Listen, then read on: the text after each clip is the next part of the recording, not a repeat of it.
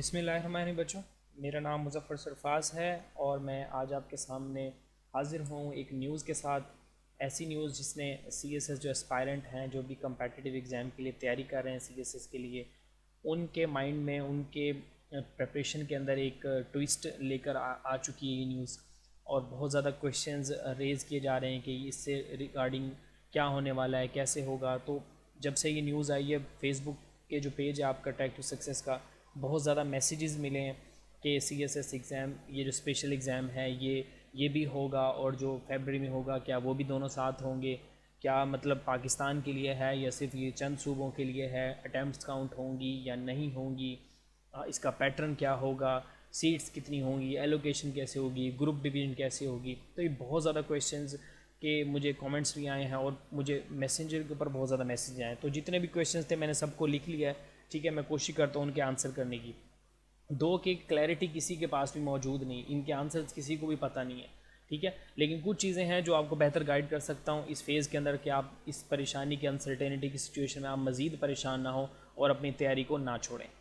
तो बच्चों, हुआ कुछ यूँ कि आपके पास 8-9 बजे के करीब जो आपके पास इमरान ख़ान के मावन खसूसी हैं इस्टेब्लिशमेंट डिवीज़न के शहजाद अरबाब साहब, उन्होंने कैपिटल टॉक जो हामिद मीर साहब शो करते हैं, उस पर उन्होंने कहा कि हम एक स्पेशल सीएसएस एग्ज़ाम कंडक्ट करने जा रहे हैं, जो कि अगर हालात ठीक हो गए तो नवंबर तक हो सकता है, ठीक है। और ये एग्ज़ाम उन्होंने इसकी जो रीज़न दी वो इस वजह से दी कि ओवर द ईयर्स आपके पास जो सीट्स हैं के बलूचिस्तान, फॉर्मर आपके पास ट्राइबल एरियाज़, और आपके पास आज़ाद जम्मू एंड कश्मीर, गिलगित बल्तिस्तान और आपके पास सिंध, यहाँ पे सीट्स एक्यूमुलेट होते होते वो तकरीबन 188 के करीब सीट्स जा चुकी हैं। तो ये अनएलोकेटेड हैं, ठीक है, ये वेकेंट सीट्स हैं। तो इन सीट्स के ऊपर हम एक स्पेशल सीएसएस का एग्ज़ाम लेके आने वाले हैं, जो कि अक्टूबर नवंबर तक कंडक्ट हो सकता है, जिन पे वो कहते हैं कि चेयरमैन साहब को भी आगाह कर दिया गया, ठीक है जी। तो अब इससे रिलेटेड कुछ क्वेश्चंस हैं कि वो आपके पास क्या है। देखें, पहली बात तो ये है कि एक जस्ट न्यूज़ ब्रेक की गई है, ठीक है। दो कि हम इस न्यूज़ को ये कह सकते हैं, ऑथेंटिक कह सकते हैं, क्योंकि ये एक ऐसे पर्सन पर आई है जिसको ये टास्क सौंपा गया है, ठीक है। तो अगर ये किसी एमएनए, एमपीए या फिर किसी भी इस तरह लेमैन बंदे के से अगर आपके पास ये न्यूज़ आती, ठीक है, तो हम इसको कह सकते थे कि ये आपके पास ये न्यूज़ ऑथेंटिक नहीं है। लेकिन इस न्यूज़ के अंदर वज़न तो है, वेट तो रखती है ये न्यूज़। क्यों रखती है? क्योंकि ये काम ही उनको दिया गया शहबाज अरबाब साहब को, ठीक है। वो आपके पास स्पेशल असिस्टेंट है प्राइम मिनिस्टर के एस्टेब्लिशमेंट डिवीजन के, ठीक है।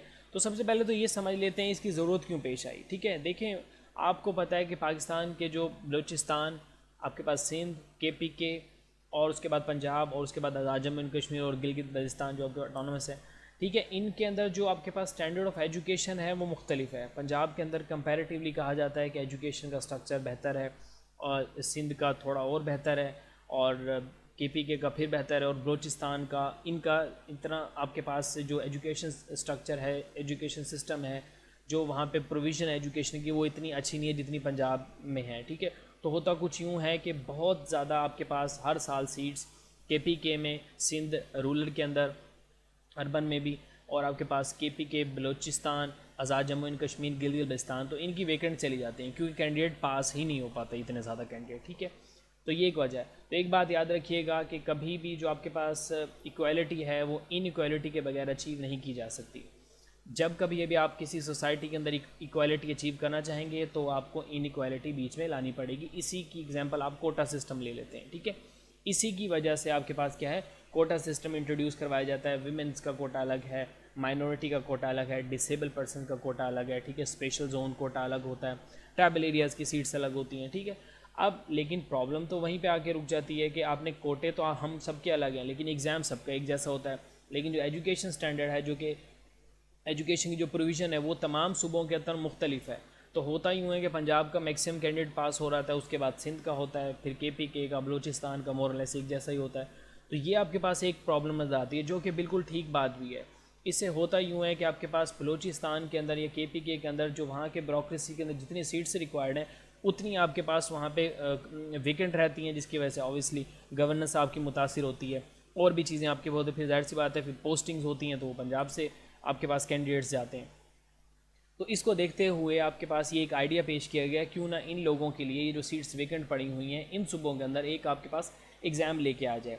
आइडिया बिल्कुल ठीक है, होना चाहिए, लेकिन प्रॉब्लम इसके अंदर कुछ ये है कि ये एक ऐसी इन्फॉर्मेशन दे दी गई है जिसके पास आपके पास जिसकी डिटेल्स प्रोवाइड नहीं की गई, ठीक है।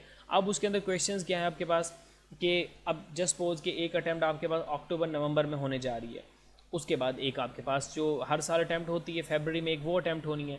तो जो बच्चे सिंध पहले तो ये भी क्लियर नहीं है कि क्या पंजाब को वालों को इधर इंक्लूड किया गया कि नहीं किया गया, क्योंकि अगर आप ये ट्वीट देखें तो इसके अंदर आपके पास हामिद मीर सिर्फ ये कहते हैं कि आपके पास 188 वेकेंट सीट्स हैं, जिसमें जिनका एक ट्वीट भी आया शहबाज अरबाब साहब का, उसमें ये कहते हैं कि 38 सीट्स पंजाब की माइनॉरिटी के लिए भी हैं, ठीक है, उनको भी ये प्रोवाइड किया। तो ये आपके पास सीट्स की आपके पास लिस्ट दी हुई है, 188 हैं सीट्स हैं, 49 बलूचिस्तान है, 41 सिंध हैं, 22 KP के हैं, 14 आपके पास 60 फाटा हैं, ठीक है, जो फाटा गिलगित बल्तिस्तान है, ठीक है। तो इनके लिए हम स्पेशल एग्ज़ाम कंडक्ट करने जा रहे हैं नवंबर में, या फिर जब भी हालात थोड़े से बेहतर हो जाते हैं। तो अब ये तो एक तो ये नहीं पता कि अटैम्प्ट आपके पास जो काउंट होगी तो फिर इस तरह होगा कि 3 अटैम्प्ट आप दे सकते हैं। अब पंजाब का अगर कैंडिडेट इसके अंदर नहीं है शामिल, तो इसका मतलब हुआ ये कि सिंध, बलूचिस्तान, KPK और गिलगित बल्तिस्तान, आज़ाद जम्मू एंड कश्मीर और फाटा, इनके जो लोग हैं अगर किसी की 2 अटैम्प्ट हो चुकी हैं, तो अगर वो ये वाली नवंबर वाली अटैम्प्ट दे देता है तो इसका मतलब उसकी 3 अटैम्प्ट पूरी हो जाएंगी। तो इसका मतलब ये हुआ कि 2021 के अंदर जो एग्ज़ाम है इसके अंदर वो तो एलिजिबल नहीं हुआ क्योंकि उसने 3 अटैम्प्ट पूरी दे दी हैं।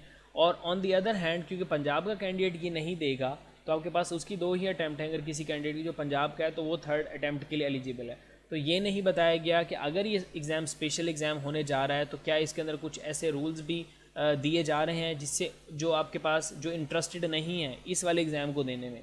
क्योंकि ऐसा होता है, ये है कि देखा ही जाता है कि आपके पास जितने आपके पास ग्रुप्स मौजूद हैं CSS के अंदर, उसमें सारे बच्चे एक दो ग्रुप के अलावा बाकी सब में इतने ज़्यादा इंटरेस्टेड नहीं होते। चलें आप कह लें 3-4 ग्रुप्स के अलावा बाकी सब में इतने इंटरेस्टेड नहीं होते। तो जब अभी तो ये भी नहीं पता कि ये जो सीट्स 188 हैं इनके अंदर डिवीज़न किस तरह हुई पड़ी है, ठीक है। अब जस्ट सपोज कि कोई जाना ही DMG में चाहता है और DMG के अंदर सिंध के अंदर जो आपके पास सीट्स अवेलेबल हैं, आपके पास जो आपके पास 41 सीट्स सिंध के अंदर हैं, उनमें से DMG की 1 या 2 सीट्स भी नहीं हैं। तो वो कैंडिडेट जो कि DMG में ही जाना चाहते हैं वो ये एग्ज़ाम क्यों देंगे, और अगर वो एग्ज़ाम नहीं देंगे तो क्या इसके बारे में कोई बात नहीं हुई। अटैम्प्ट आपके पास किस तरह होंगी इसकी कोई बात नहीं है। एलोकेशन किस तरह से होगी, कितनी सीट्स डिवाइड की गई हैं और किन किन ग्रुप्स के अंदर अवेलेबल हैं। क्योंकि सम टाइम ऐसा भी होता है कि आपके पास जो ऊपर के जैसे बलूचिस्तान के अंदर होता है कि DMG की, पुलिस की और फॉरेन सर्विसेज की टॉप 3 ग्रुप्स की आपके पास सीट्स वेकेंट रह जाती हैं, ठीक है। तो एक ये तो एम्बिग्युइटी है कि अटैम्प्ट किस तरह काउंट होंगी, ठीक है। तो जाहिर सी बात है इसके अंदर आपको फिर चेंजिंग करनी पड़ेगी अगर आप स्पेशल प्रोविज़न प्रोवाइड करते हैं तो। उसके बाद आपके पास अब एज का, इसके अंदर एज क्या बढ़ाने जा रहे हैं, क्योंकि जाहिर सी बात है रिफॉर्म्स की बात पहले भी चल रही थी। तो कहा यह जा रहा था कि एज मिनिमम एज 22 जो है उसको बढ़ाया जाएगा और वहाँ से 30 से ऑनवर्ड 32 तक एज को लेके जाया जाएगा। तो एज की इस टाइम तक अभी तक कोई बात नहीं है, ठीक है जी। अच्छा, उसके बाद आपके पास जो ये भी अभी तक नहीं बताया गया कि ऑल पाकिस्तान में है, क्योंकि कहा जो अगर आप सुनेंगे ये अगर आप ये वीडियो देखेंगे तो इसके अंदर आपको ये होगा कि सीट्स की डिवीज़न बताई जाएगी और बताई जाएगी इनके लिए स्पेशल एग्ज़ाम है। वैसे तो कह दिया है कि इन्हीं के लिए स्पेशल एग्ज़ाम लाया जा रहा है, लेकिन अभी तक क्लैरिटी नहीं है इसके अंदर भी, ठीक है जी। सीट्स का मैंने आपको बता दिया। अच्छा, फिर सबसे बड़ी इंपॉर्टेंट बात है, अब देखें बच्चे क्यों फेल होते हैं, यानी कि अगर हम ये मान लिया जाए कि वहाँ की सीट्स वेकेंट जाती हैं तो उसकी यही रीज़न हो सकती है ना, 2 रीज़न हो सकती हैं। जो उनका लेवल ऑफ एजुकेशन, जो उनके वहाँ पे सूबे के अंदर सहूलियात मौजूद हैं, वो कम्पीट नहीं कर पाती CSS के एग्ज़ाम पे, एक ये रीज़न हो सकती है।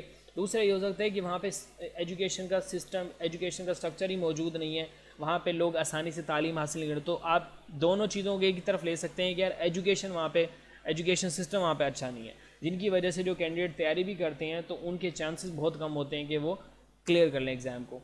तो अब आप एक बात बताएं, जब ये चीज़ आपके पास आपने तय कर ली कि इस वजह से जो KP के, बलूचिस्तान, सिंध के आपके पास जो स्टूडेंट्स हैं, जो कैंडिडेट्स हैं, वो इस वजह से एग्ज़ाम पास नहीं कर पाते क्योंकि जो CSS का लेवल है वो ज़्यादा है, उनका लेवल इतना नहीं है। अगर आपने ये डिसाइड कर लिया है, यही रीज़न इसके पीछे है, तो फिर आप इसका पैटर्न तो बताएं ना बच्चों को कि ये वाला जो एग्ज़ाम आप कंडक्ट करने जा रहे हैं इसकी क्या गारंटी है कि वो जो बच्चे 188 सीट के ऊपर ये वाले बच्चे जो देंगे इनमें से मैक्सिमम बच्चे पास हो जाएंगे, ठीक है। प्रॉब्लम तो यहीं पे आती है ना कि बच्चे पास ही नहीं होते, क्योंकि KP के सिंध, बलूचिस्तान, आपके पास आज़ाद जम्मू एंड कश्मीर, गिलगित बल्तिस्तान, सिंध के अंदर मैं रूरल अर्बन दोनों को अटैच कर रहा हूँ। यहाँ का कैंडिडेट अगर रिटर्न पास कर लेता है तो उसके बहुत ही कम चांसेस होते हैं कि वो आपके पास एलोकेट ना हो।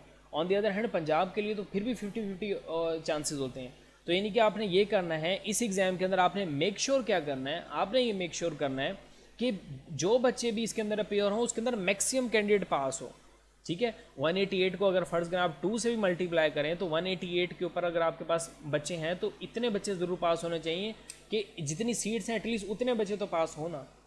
ठीक है, यानी कि 41 आपके पास सिंध के अंदर सीट्स हैं तो 41 से तो ऊपर ऊपर बच्चे पास हों, या 41 तो एटलीस्ट पास हों। तो आप ये जो सबसे बड़ा जो क्वेश्चन है, आप इसका पैटर्न क्या रखने वाले हैं।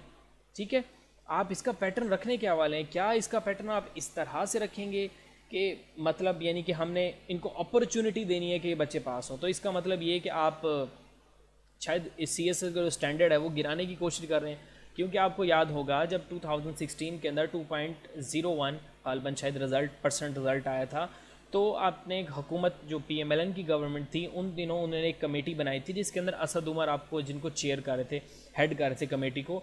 तो असद उमर ने यही कहा था कि माना कि बहुत बुरा रिज़ल्ट आया है, हमने इसकी कॉजेज़ की तरफ जाना है, लेकिन हमने क्या काम नहीं करना, हमने काम ये नहीं करना कि जो आपके पास जो स्टैंडर्ड CSS का सेट हुआ पड़ा है हमने उसके अंदर कमी नहीं करनी। हमने ये देखना है कि क्या ये फैक्टर्स किस वजह से आपके पास होते हैं। तो उसी को मद्देनज़र रखते हुए 2018 के अंदर जो कि एक रीज़न बताई गई कि प्रेशर बहुत ज़्यादा होता है, कंपल्सरी में बच्चे ज़्यादा फेल होते हैं, तो एक एक पेपर रख दिया गया था 2018 में। ठीक है, तो ये आपने एक चीज़ याद रखनी है कि यहाँ पे अगर फ़र्ज़ का इसका पैटर्न चेंज करते हैं, इतना आसान या पैटर्न वही रखते हैं, 12 वही आपके पास सब्जेक्ट्स होते हैं, पासिंग क्राइटेरिया वो होता है, लेकिन फिर आपके पास पासिंग जो आपके पास 40% मार्क्स जो आपको चाहिए होते हैं वो आप कंपलसरी के अंदर कम करते हैं उनको। जो बच्चे ऐसे प्रेसियन कंपोजिशन इस्लामियात में फ़ेल ज़्यादा होते हैं उनकी आप कुछ इस तरीके से एग्रीगेट लेकर आते हैं। तो पैटर्न यहाँ पे वाज़ेह बिल्कुल नहीं है। ठीक है, तो अब इस सारी सिचुएशन के अंदर आपको करना क्या है। देखें, इस सिवाय इंतज़ार के आपको कुछ भी नहीं करना। लेकिन एक बात आपको बता दूं, जितना इशू ये उठ चुका है इस पे 1 या 2 या 3 या हफ्ते तक आपको ज़रूर डेफिनेटली कोई ना कोई अपडेट आ जाएगी। ठीक है, तो अब आप लोगों ने करना क्या है। देखिए जी, करना ये है कि जो सिंध का कैंडिडेट है और पंजाब का कैंडिडेट वो तो ऑलरेडी PMS की और PCS की तैयारी कर रहा है, तो उनको परेशान होने की ज़रूरत नहीं है। वो अपनी तैयारी कंटिन्यू रखें, PMS के तौर पे अपनी तैयारी कंटिन्यू रखें, और वो PCS यानी कि सिंध पब्लिक सर्विस कमीशन के अंडर जो PCS होने वाला है उसकी तैयारी कंटिन्यू रखें। ठीक है, और बाकी जो बलूचिस्तान के और KP के जो स्टूडेंट्स हैं उनको भी यही चाहिए, अपनी CSS के अटैम्प्ट की तैयारी करें।